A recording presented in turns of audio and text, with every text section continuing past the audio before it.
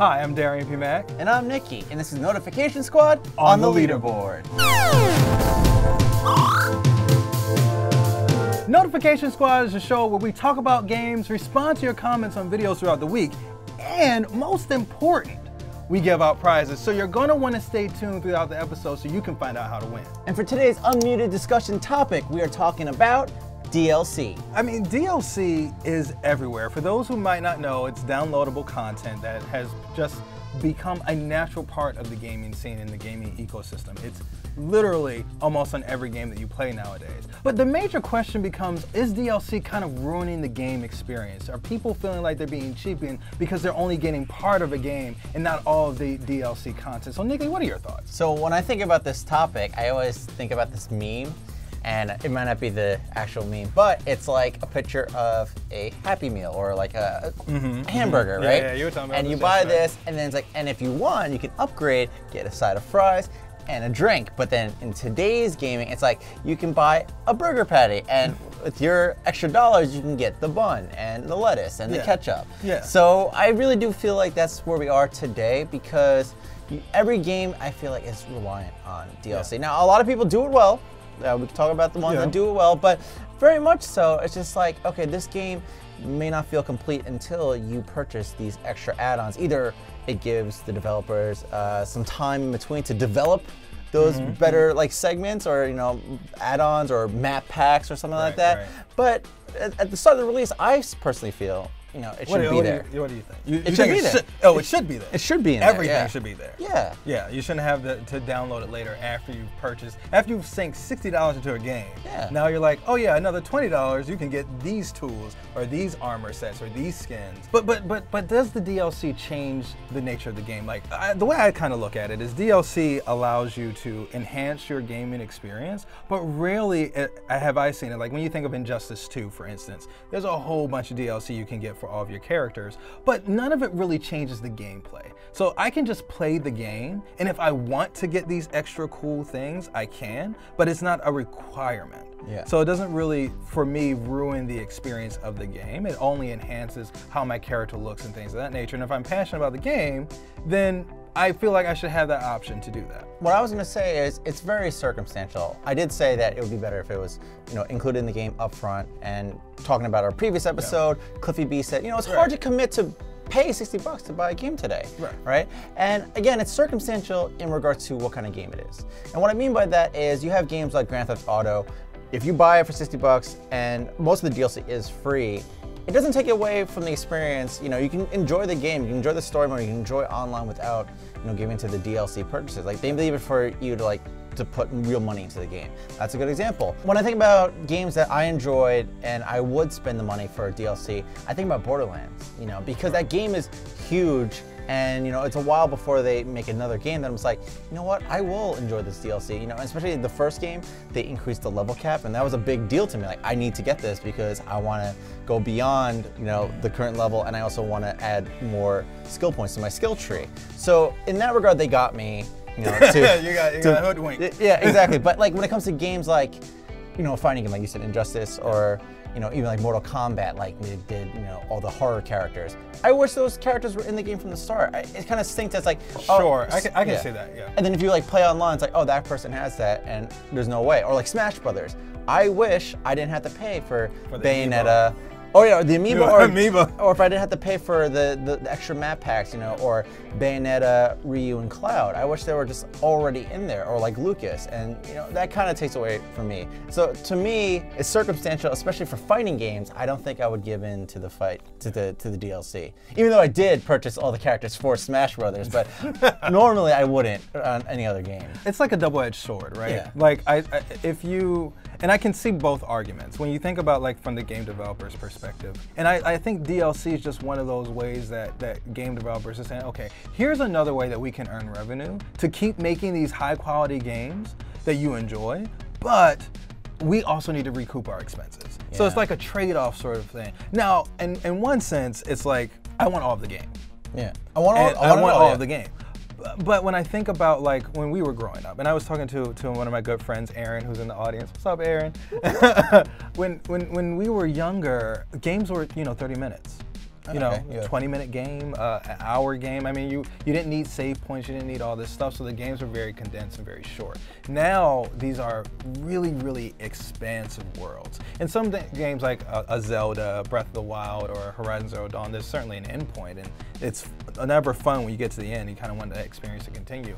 But think about how many hours you spent into that game, right? Like 60, 70, 80, or sometimes hundreds of hours playing through these really, really expansive worlds. So if they decide to do a DLC, Master Sword Trial, you don't have to buy it to enjoy the game, and I think it works. So in today's world, and please let us know in the comments, in the current day, in the current state of gaming, do you think DLC has a rightful spot, like where it is right now? Should it recede back into just free DLC, or should it go back to, like, you know, why not release Grand Theft Auto 5 until all of this is in the game, right? You know what I mean?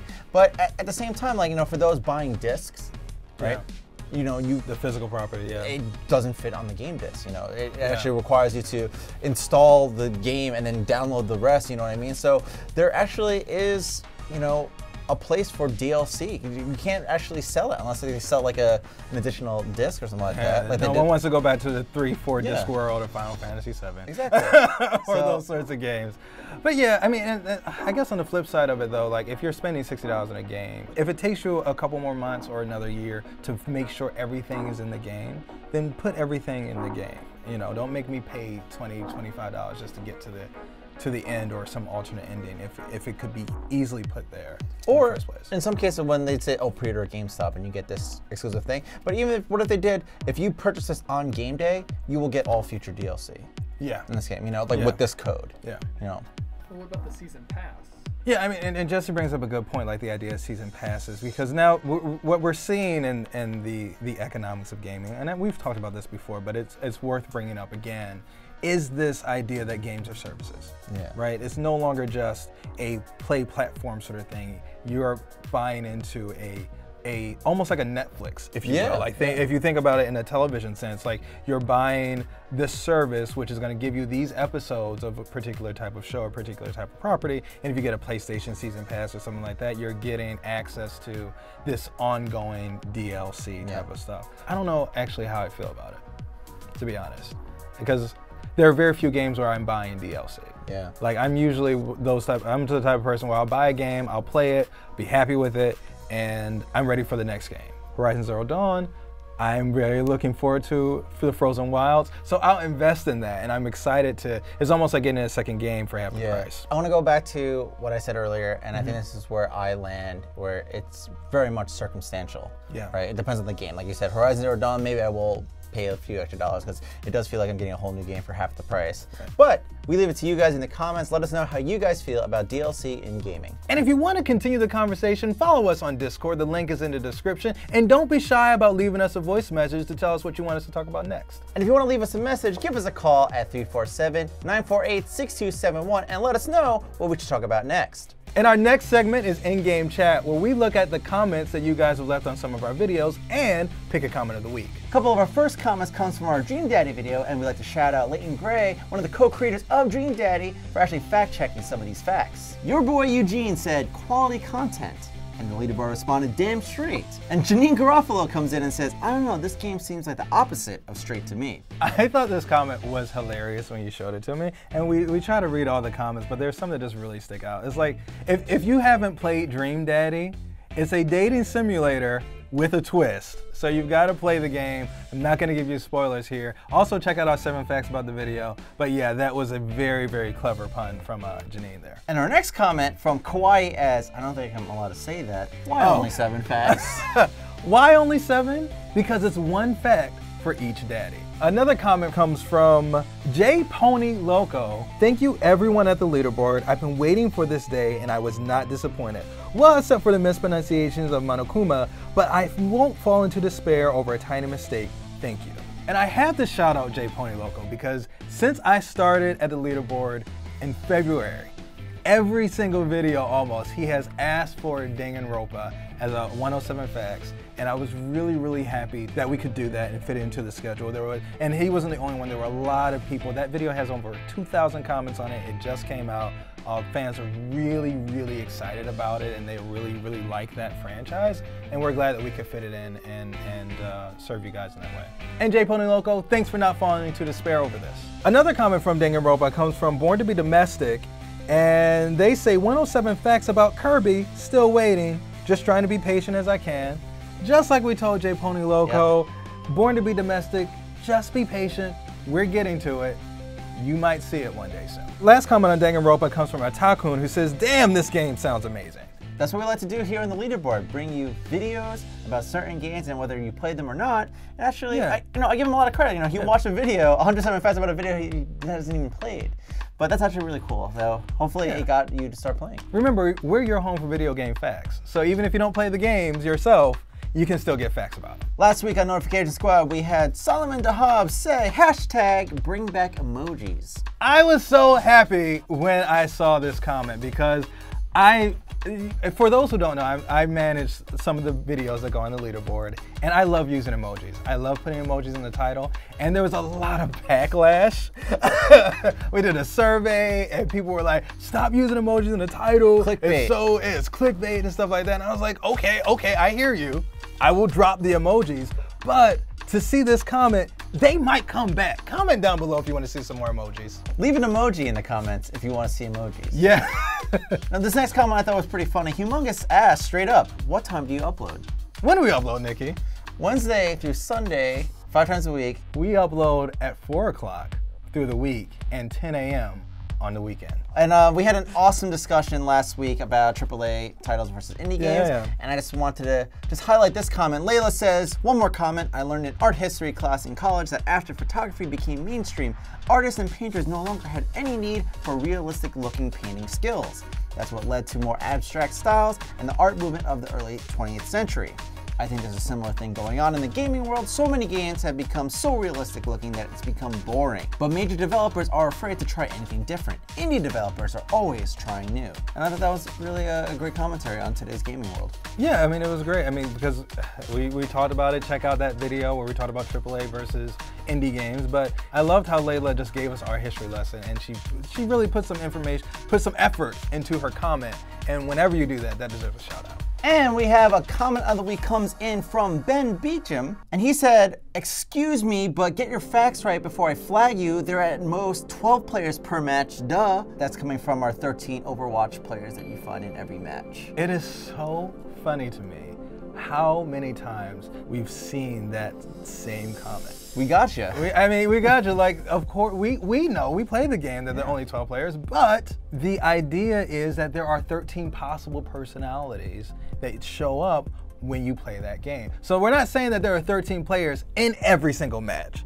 We're saying there are 13 players you can run into in a match. There's a slight difference there, and that's where you need to live. Thank you for the comment. Our next segment is Fan Roundup, where we like to shout out the squad and give out prizes. So a lot of people like to stop by the channel and announce that they're part of the squad. They say hashtag notification squad. You're seeing them on screen right now.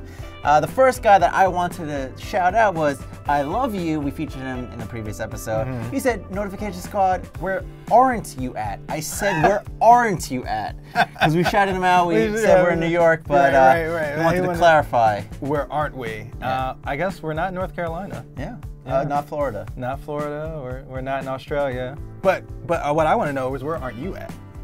Comment down below. As you're looking at people on the screen, we really like this conversation by Dark Knight the Third, where he's like, notification squad, gotta be waking me up. Take me a second to open my phone, dang it. So he was almost the first comment. That goes to another person who we'll talk about shortly. And I responded, oh, it's okay. You're still early to the party.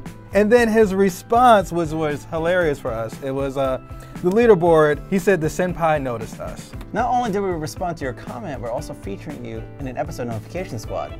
So that's super noticing.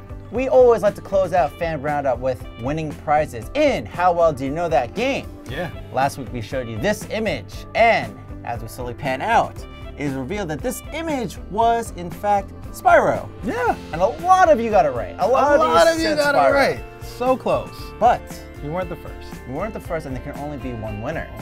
And who is notorious for being first on our videos? Oh man, Ryan Koschel. He was first in the comments. He was first in the comments. He's always first, and he happened to be first this week. That's right. Ryan Yeah. Colshaw said, it's Spyro or Spyro 2. We gotta give it to you. It was Spyro, the original one for PlayStation. You won a Best Buy gift card. DM us your info on Twitter at @theleaderboardnet. For those of you looking to play the game in the future, make sure you check the rules. You can find them in a link in the description. And actually, you said the future, but why not the present? Because we actually have this week's image. And if you know what this image is, be the first one to leave a comment, and you too could win a Best Buy gift card. So that's pretty much the show. Please give us a call at 347-948-6271 and let us know what we should talk about next. And if you want to join the notification squad, make sure you click that subscribe button and then click the bell so you can be notified on whenever we upload. And Nikki, when do we upload? We upload 5 times a week. And that's Wednesday through Sunday. So if you want to get more out of your game, subscribe to the Leaderboard, your home For video game facts. And on today's episode, we are talking about something special. We're talking about DLC. Because we actually have this week's image.